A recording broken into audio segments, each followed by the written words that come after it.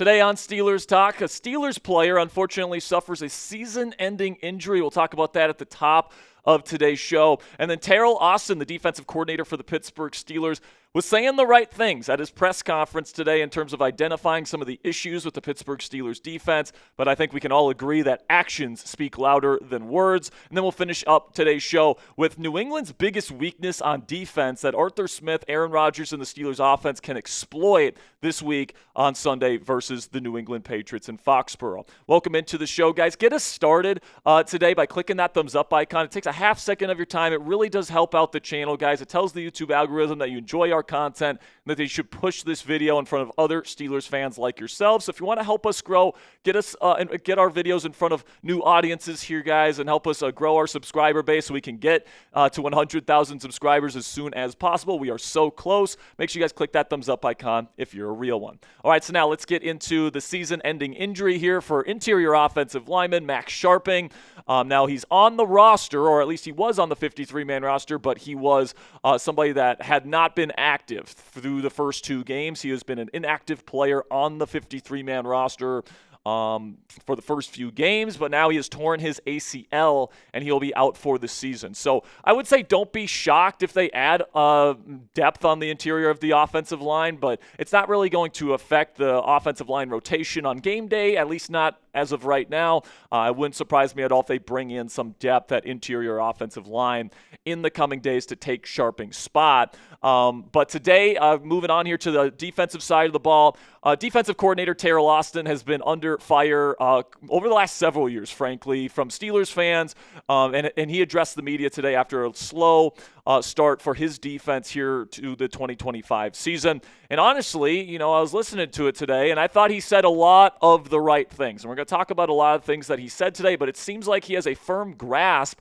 on what the Steelers defense is doing wrong right now on film and what needs to happen in order for it to turn around. But like I said, guys, at the beginning of today's show, I think that we can all agree that actions and results speak much louder than just saying the right things at a press conference a Thursday before a game, right? So we'll start here with this tweet from Nick Farabah. By the way, if you guys want to go follow Nick on X, he does some great stuff, some great beat work stuff for Penn Live.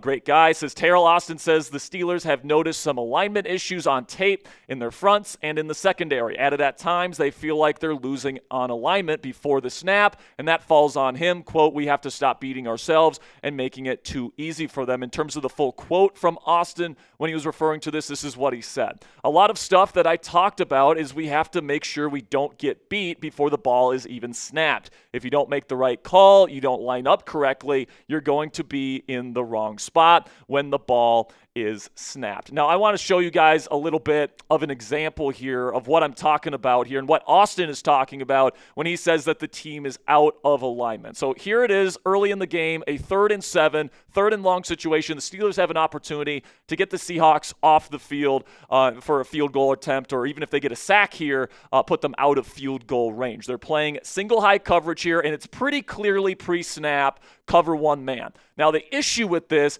is right here in the slot with Jalen Ramsey. He is aligned way off, all right, and he's playing with outside leverage. That means that he is lined up on the outside of the slot receiver, who in this case is Jackson Smith-Njigba, who I think we all know is a pretty darn good route runner. But the problem here is, guys, you're playing outside leverage with this slot corner, but there's no intermediate middle defender there, all right? You might see this guy right here, but he's actually in a man alignment versus a tight end that's on the line of scrimmage. So he does not have that middle of the field responsibility. So when the ball gets snapped, it's just an easy slant route for Jackson Smith-Njigba. He picks up an easy first down, and the Seattle Seahawks move the chains when this was just a very bad football play from the Pittsburgh Steelers. They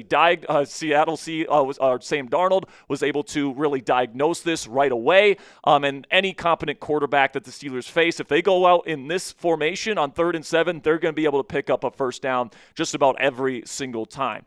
Now, the thing about this particular formation here, guys, is that it is a cover 5 blitz, which is allowing that middle of the field kind of vacation there.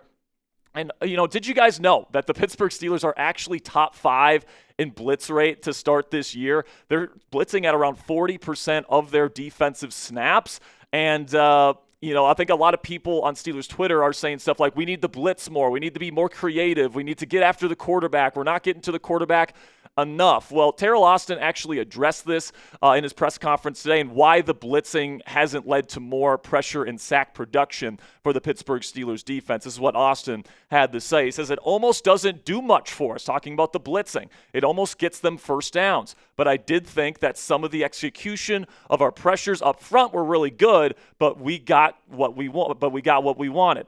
We were able to get in and get some hits on the quarterback. We need pressure, coverage, all that stuff. It has to work together. Right now, we are just a little bit off in that area, talking about the coverage aspect of their blitzes. I think that what Austin is alluding to here is that Pittsburgh needs to make the quarterbacks think a little bit more. We just saw it on that first little snippet from the film that I just showed you guys. They're technically running a blitz there. It's a 5-man dog blitz is what the Steelers call it, with 5 people rushing the quarterback. But because you're giving Sam Darnold such an easy answer pre-snap, he can get rid of the football pretty much instantaneously. And if the quarterback can get rid of the football that quickly, it doesn't matter how good your pass rush is, guys. They're not going to get home no matter how successful a pass rush attempt is. Okay, so that's another thing that I think Teryl Austin correctly identified. Another piece of good news here for the Pittsburgh Steelers is that it sounds like Cole Holcomb will play more this week with Peyton Wilson a little bit struggling on early downs. Cole Holcomb, I thought, had a pretty decent day outside of his first snap, which was absolutely embarrassing with him backpedaling in cover 3. But other than that, he looked pretty darn good in run defense, and the Steelers' run defense unit as a whole looked a lot better with Cole Holcomb in there instead of Peyton Wilson. Seems like Austin agreed with that, said today Cole went in last week and did a good job. He gives you a different physical presence. I like where he's going. I think he's trending in the right direction. Guys that deserve to be out there will be out there, and I would expect to see more of him as we move along here. So expect to see Cole Holcomb out there more, especially because I think it's going to take at least this week for the Steelers to ramp up new linebacker addition, Juwan Bentley. All right, that linebacker position, if you know anything about playing linebacker, there's a lot of stuff that you have to understand about defense, about the structure of the defenses that you run, about the terminology, about the communication. Linebackers have a lot of responsibilities, guys, in both run defense and pass defense, and it's going to take a little while for Bentley to pick that up. We saw Jabril Peppers get signed last week, didn't get ramped up in time to play over Chuck Clark on Sunday versus Seattle. I would expect kind of the same thing for Juwan Bentley this week. I would expect to probably see him more against the Minnesota Vikings in week 4. But the good news, speaking of Jabril Peppers, is that we should see him play more this week. Teryl Austin said that he's done a fantastic job ramping up, and that he's a pro's pro. He gets the communication aspect of things. And honestly, guys, Chuck Clark did not look great alongside Juan Thornhill in the secondary last week versus Seattle. Getting a guy like Jabril Peppers in there who's an awesome run defender, who's a great tackler, honestly reminds you a lot of Deshaun Elliott and a lot of things he does for the Steelers defense in there. I think is gonna do a good service for the Pittsburgh Steelers defense this week, and it's gonna make this unit better. Also, Austin addressed the double crossers touchdown that this defense has surrendered not once, but twice to start this season. You guys might have seen this all over Steelers social media where people are saying it's the same exact coverage. It's a cover 1 coverage with the crossers, and they're giving up a touchdown. Week 1, it was versus Garrett Wilson. Week 2, it was against Torrey Horton. But Teryl Austin explained what happened last week and why they actually did address it during the week, but it was a blown coverage by Darius Slay. This is what Austin had to say on that incident. That can't happen, and it wasn't something that was unaddressed during the course of the week. So those are the things that I think sometimes as a coach, it gets you a little off kilter, is when there's things that happen that you work on and they still occur in a game. Because we all know in this league, if you show a weakness in something, that it's going to continue to show up and keep coming at you. And we open the door to have those things, keep coming at us every week now. So that's why we were a little bit, pissed off and those things, and we have to do better with that. I think our guys are better than that. If I thought they couldn't do it, then we got the wrong guys in here. But I think our guys can do it. We just got to do it better. All right, so that touchdown that he's referring to with Torrey Horton on the double crosser concept, otherwise known as deep mesh or jumbo mesh, there's different ways to call that concept where you got the two deep crossers. And it's really a cover one beater. And a lot of people on Steelers Twitter are blasting the Steelers and the coaching staff for not adjusting. But Austin seems to infer here that this was a blown coverage by Darius Slay. So let's just kind of break this all down here one by one. All right, so we'll start here with this first snippet here, guys.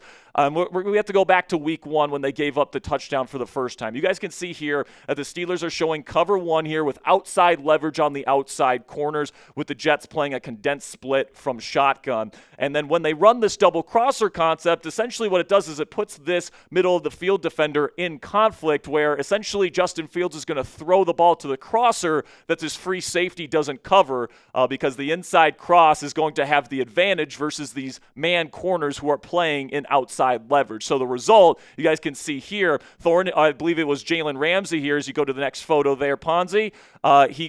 Thornhill takes the other crosser here. That leaves Garrett Wilson one-on-one on Darius Slay here. And, of course, because of the outside leverage, he has him beat, and it ends up being a touchdown for the New York Jets. Then we get to week 2 here, and it's a very similar look, all right? It's the first drive of the game for the Seattle Seahawks, and they're not in shotgun, but they're under center. And it's the same look from the Steelers, right? It's still those same two outside corners and outside leverage with the single high cover 1 defender there in the middle there, in the post, right? And then the result ended up being the same exact thing, right? The two defenders are over here on this one, and then on the same side of the field, it literally looks like the same exact play. So when Steelers fans saw this on Twitter, they're like, what the heck? The Steelers don't adjust. Teryl Austin and Mike Tomlin, they don't make adjustments. But it's been confirmed here by the Steelers coaching staff and Steelers players now this week that it was actually a blown coverage by Darius Slay. All right, so here is what's called the mesh point here, where the deep mesh is kind of going across here. And what Slay is supposed to do right here is run with his man towards the sideline on this crosser that's coming across the field. All right, that's called a peel technique on what's called zombie, which is kind of a Dick LeBeau thing with their 3 deep stuff. Ryan Clark explained it here. We're going to go over his tweet here in just a second. But essentially what's supposed to happen is Juan Thornhill, the free safety, is supposed to cut this underneath crosser because he has the leverage against him, and then Slay is supposed to come off to take Torrey Horton, who's coming across the formation. But as we showed, he didn't do that. He just followed Jackson Smith and Jigba, and it led to a wide open touchdown for Torrey Horton in the first quarter. Ryan Clark, who of course played in the Steelers defense back in the day, explained what happened here. He said pre-snap safety has to identify the cut. On film, we can see Juan Thornhill confirming it with Darius Slay before the snap. He points at him, which is the cut call. He says you call it pre-snap based on the reduced split.